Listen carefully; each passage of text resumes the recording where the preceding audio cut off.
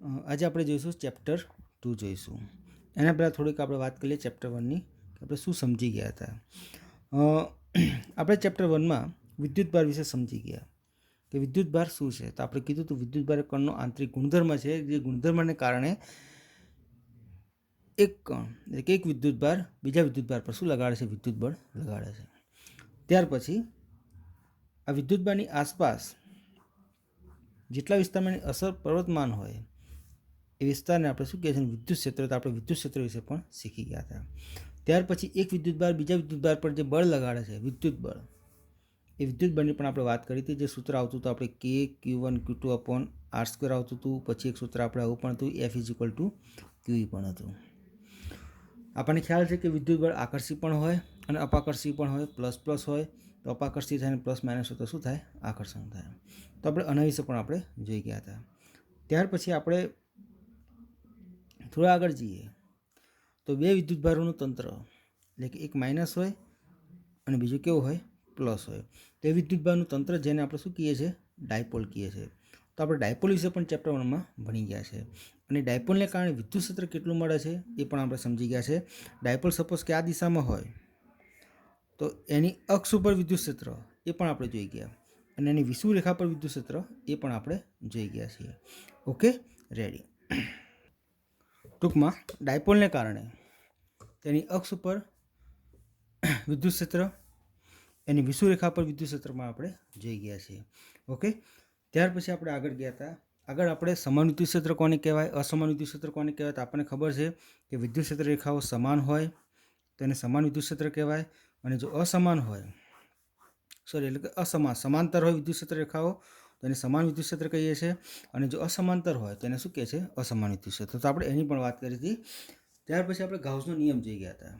ગાઉસના નિયમ આપણને ખબર છે.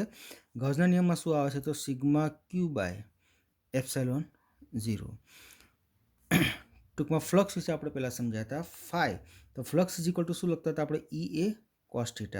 E એટલે વિદ્યુત ક્ષેત્ર, E એટલે ક્ષેત્રફળ સદિશ, અને બે વચ્ચેનો ખૂણો આપણે શું લેતા હતા? કોસ લેતા હતા.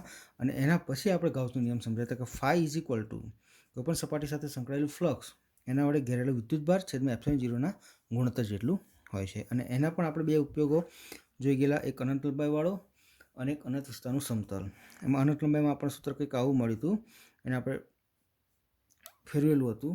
એને આપણે આવું લખતા હતા કે λ/2πε0 1/r થાય. અનંત લંબાઈના તાર વડે મળતું વિદ્યુત ક્ષેત્ર. અનંત વિસ્તારનું સમતલ હતું, એના વડે મળતું વિદ્યુત ક્ષેત્ર આપણે આવું જોઈ ગયા હતા, σ/2πε0 થાય. ટૂંકમાં આટલી બધી બાબત આપણે ચેપ્ટર 1માં જોઈ ગયા હતા. ટૂંકમાં ચેપ્ટર 1માં વિદ્યુતભાર સ્થિર હતો એ પોઝિશનમાં આપણે દરેક બાબતને જોઈ ગયા હતા. હવે સેકન્ડ ચેપ્ટરમાં આપણે શું કરવાનું છે એનો થોડુંક તમને ખ્યાલ આવી દો. ચેપ્ટરમાં વિદ્યુતભારને આપણે કેવો રાખ્યો હતો? સ્થિર રાખ્યો હતો. અને સ્થિર વિદ્યુતભારની કન્ડિશનમાં એનું વિદ્યુત ક્ષેત્ર એક વિદ્યુતભાર વડે બીજા વિદ્યુતભાર લાગતું બળ શીખી ગયા. ઓકે, આપણે ફ્લક્સ શીખી ગયા, પછી ડાયપોલ શીખી ગયા છીએ, ગાઉસનો નિયમ શીખી ગયા છે, અને એના બે ઉપયોગો પણ આપણે શીખી ગયા છે. હવે એક નવો પ્રશ્ન આવે છે આપણે અહીંયા જોજો સેકન્ડ ચેપ્ટરમાં ધ્યાનથી. હવે એવું કહેવામાં આવે છે કે આ એક વિદ્યુતભાર છે, અને વિદ્યુતભારનું આ શું છે? વિદ્યુત ક્ષેત્ર છે. આ વિદ્યુત ક્ષેત્રના એક બિંદુ છે અને એક બીજું બિંદુ છે, અને નામ આપું છું A બિંદુ અને નામ આપું છું B બિંદુ. હવે એક સ્મોલ વિદ્યુતભાર છે, સ્મોલ એટલે આનું જે વેલ્યુ હશે એના કરતાં ઓછી વેલ્યુવાળો એક વિદ્યુતભાર છે. હવે આ વિદ્યુતભારને સ્મોલ Q વિદ્યુતભારને મારે અહીંથી અહીં લઈ જવો હોય તો 110% મારે સ્થાનાંતર કરાવવું હોય તો 110% મારે શું કરવું પડે? કાર્ય કરવું પડે. અને અહીંથી અહીં લઈ જવા માટે જે કાર્ય કરવામાં આવે છે એ કાર્યને આ બિંદુનું વિદ્યુત સ્થિતિમાન કહે છે. એ મુદ્દો આપણે શીખવાનો છે. અને અહીંથી તમે અહીં લઈ જાઓ તો જે કાર્ય કરો છો તે જગ્યાનું વિદ્યુત સ્થિતિમાન કહેવાય, અને જે વિદ્યુતભારને લઈ જાઓ છો એ વિદ્યુતભારની શું કહેવાય? સ્થિતિ ઉર્જા. તો આપણે એક બીજો મુદ્દો આ ચેપ્ટરમાં વિદ્યુત સ્થિતિ ઉર્જા પણ શીખવાનું છે. ઓકે, અને ત્યાર પછી જે વિદ્યુતભારનો સંગ્રહ કરી શકે એવું યંત્ર જેને આપણે નામ આપીએ છીએ કેપેસિટર, એ કેપેસિટર વિશે પણ આપણે સમજવાનું છે, અને એની જે ક્ષમતા હોય એને કેપેસિટન્સ કહેવાય છે, એ પણ આપણે સમજવાનું છે. ટૂંકમાં હવેનું જે આપણું ચેપ્ટર છે એ ચેપ્ટરમાં આપણે વિદ્યુતભારની ગતિ કરાવીશું, અને ગતિ કરતા વિદ્યુતભારને આધારિત એની ભૌતિક રાશિઓ આપણે જોવાની છે. આપણું ચેપ્ટર 2 છે જેનું નામ છે સ્થિત વિદ્યુત સ્થિતિમાન અને કેપેસિટન્સ.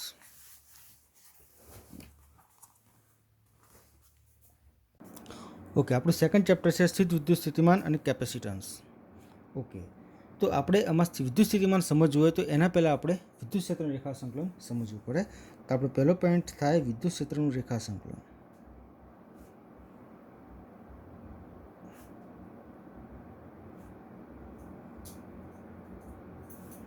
ઓકે, હવે એકવાર ધ્યાનથી જોજો શું કહેવા માગું છું.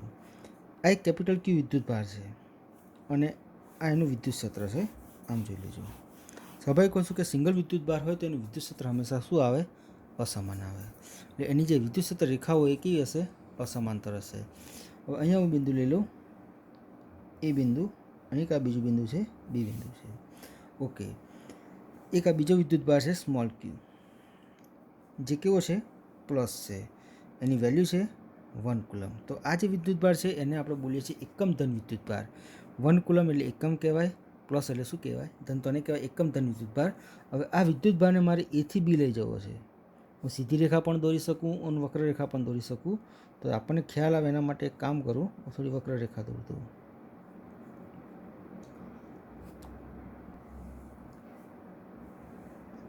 મારે વિદ્યુત ભારને એથી બી બિંદુએ લઈ જવો છે.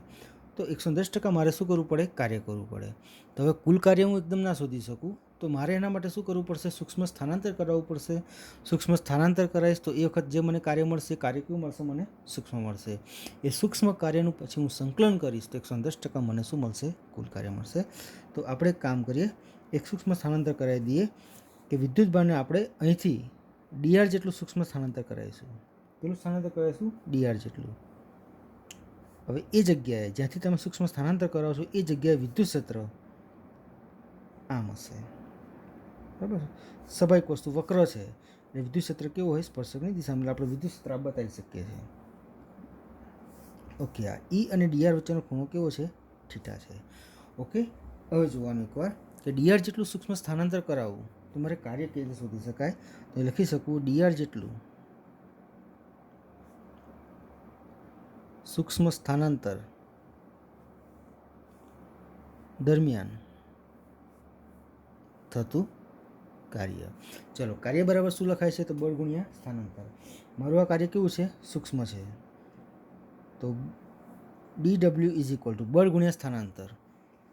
બળ લખાશે F અને સ્થાનાંતરને શું લખાશે? DR. આપણને ખબર છે કે કાર્ય એ અદિશ રાશિ છે. એનો મતલબ થાય કે બે સદિશ ભૌતિક રાશિનો શું થાય? અદિશ ગુણાકાર થાય. તો DW ઇઝ ઇક્વલ ટુ શું લખાશે? M × DR લખાશે. ઓકે, હવે આપણે પહેલા ચેપ્ટરમાં શીખી ગયા છે એ પ્રમાણે F બરાબર શું થાય? QE થાય. તો Fની જગ્યાએ તમે QE લખી શકો છો. તો QE મેં કોની જગ્યાએ લખ્યા છે? Fની જગ્યાએ. ઇન્ટુ શું થશે? DR થશે. થઈ ગયું. પણ અહીંયા Q આપણો કેવો છે? +1 છે. એટલે Qની જગ્યાએ તમે +1 મૂકો તો Q ના લખો તો ચાલે. એટલે Qની વેલ્યુ કેવી છે? +1 કુલમ.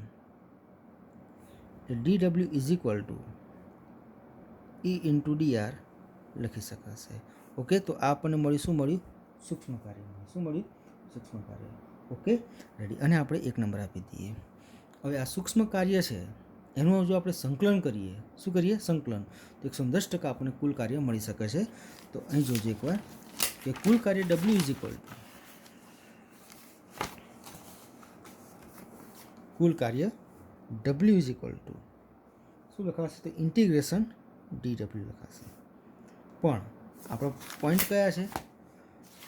તો એથી ક્યાં જવાનું છે? આપણે બી સુધી. જોઈ લેજો એકવાર. આપણે એથી ક્યાં જવાનું છે? બી સુધી. એટલે લિમિટ સંકલનમાં એથી શું આપવાની? બી આપવાની. અહીં તમે લખ્યું છે W is equal to integration DW. તો લખી શકાય W is equal to integration આ DW એટલે શું લખાશે? E × DR. અને લિમિટ આપવાની એથી શું આપી દેવાની? બી આપી દેવાની. ઓકે, આ જે કાર્ય થયું એ એથી બીનું કાર્ય થયું. તો work A to B is equal to integration A to B E × શું થશે? DR થશે. Okay, ready. હવે જોવાનું એકવાર શાંતિથી. અહીંયા આ શું છે? વિદ્યુત ક્ષેત્ર. આ શું છે? DR. DR એટલે શું કહેવાય? સ્થાનાંતર. સ્થાનાંતર એટલે કેવું થાય? રેખીય છે.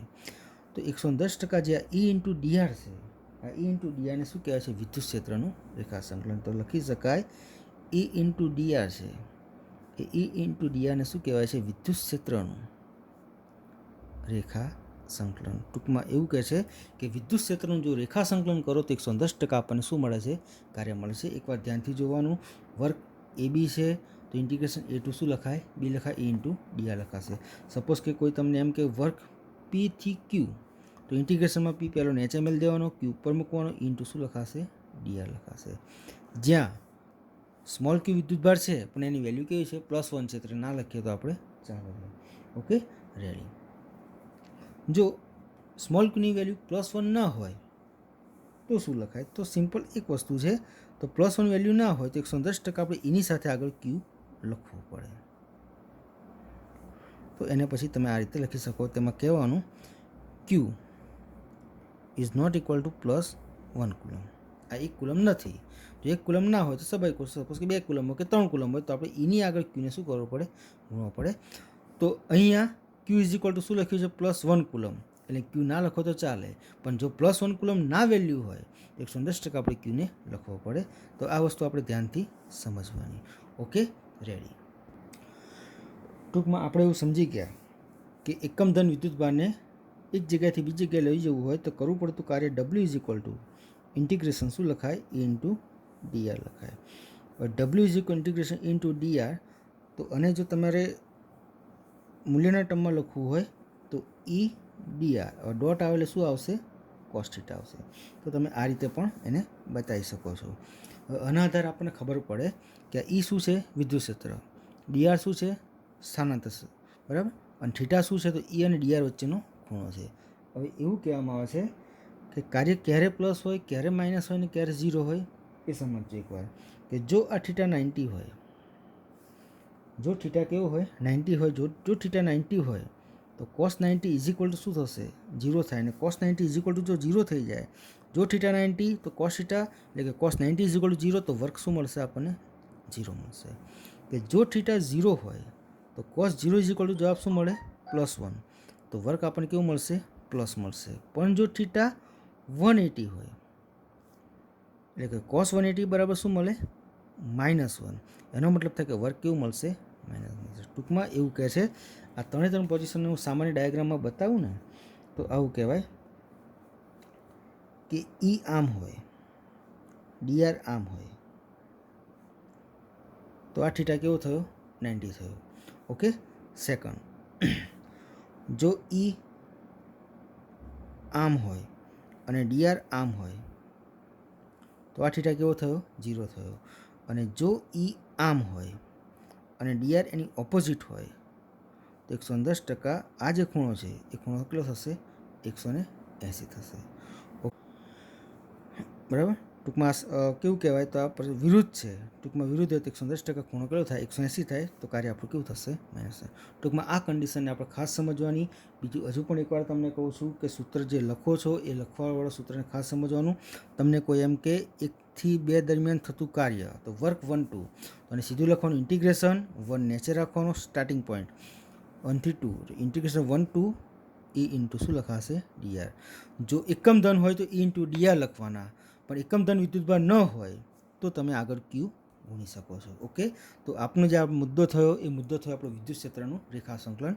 તો હવે આપણે સ્ટેપ બાય સ્ટેપ આગળ વધશું અને કાલે પાછો એક બીજો વિડીયો મૂકીશું જેમાં આના પછીનો આગળનો પોઈન્ટ આપણે સમજીશું. Okay, ready.